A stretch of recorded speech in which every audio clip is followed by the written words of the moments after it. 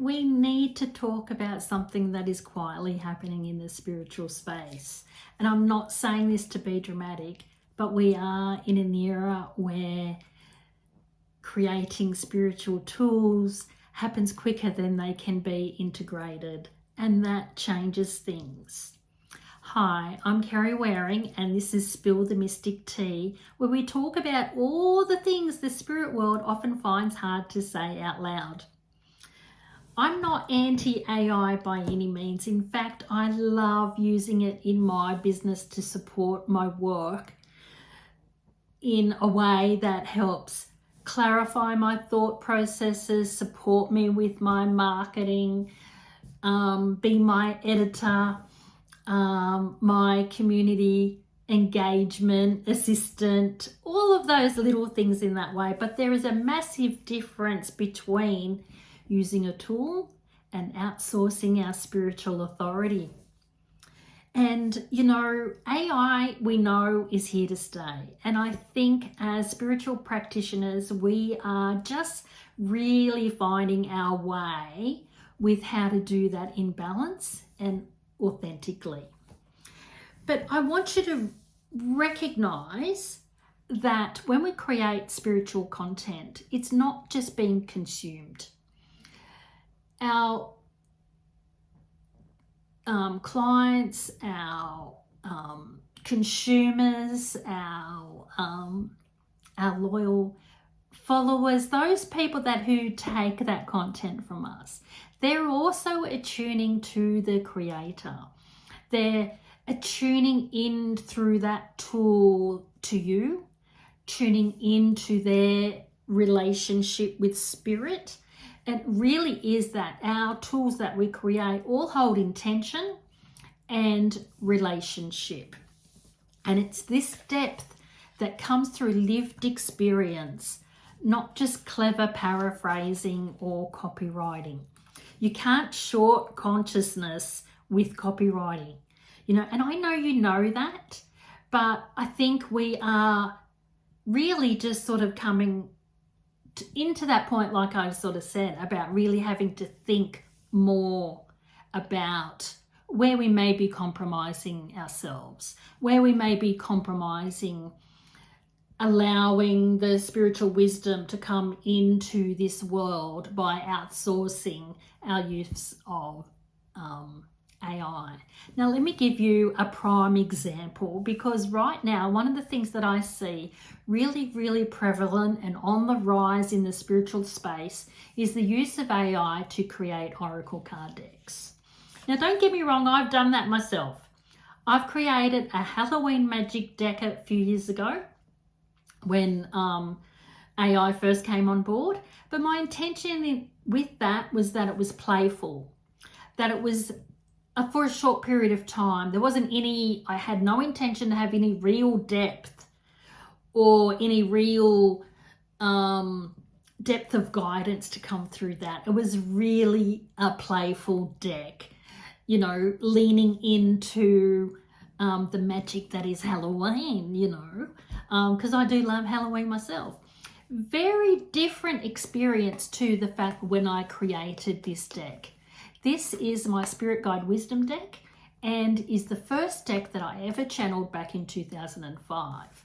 Now, that process of collaborating with Spirit in that way, it really expanded my awareness. It expanded my knowledge and understanding of the Spirit Guide relationship. It strengthened my ability to channel and to create spiritual product. It was a real highlight of my spiritual career, and one that I truly cherish.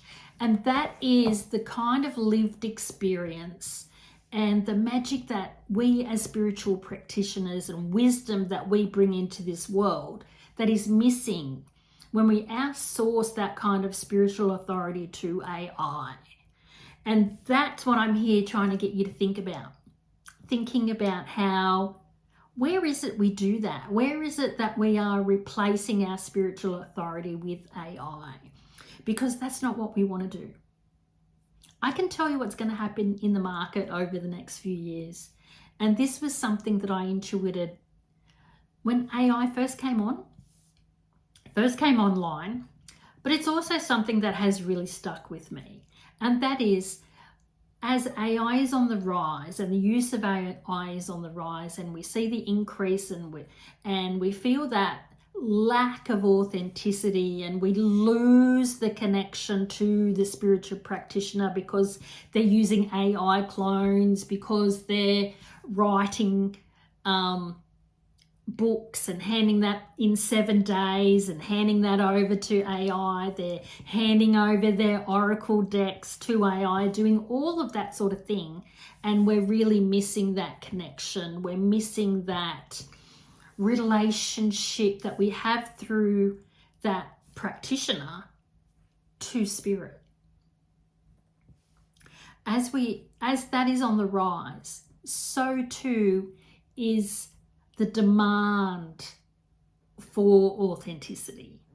So too is the awareness of the consumer to know, hang on, there's something missing here. It doesn't feel right. And to go out seeking it. So for those leaders, those of us that actually stick to our truth, stick to embodiment, stick to our relationship with spirit, and continue to work from that space in creating our products, in creating our courses, in our education, all of that, you will be sought after. You will be the ones that people seek out because they can feel you, because they can feel the depth, they can feel that substance, and it's not just performative and not just a quick win or a quick turnaround. So I'm curious, where does that line form when we are giving up our spiritual authority, giving up our relationship with spirit by outsourcing it to AI? Because the future of spirituality isn't human versus AI. It's conscious creation versus unconscious creation. And those leaders who stay rooted in truth, embodiment, and real connection will be the ones to turn to when the noise gets loud. I'd love to hear what you feel about this, because we know that discernment is going to be a real skill, one of the most important skills in the next era.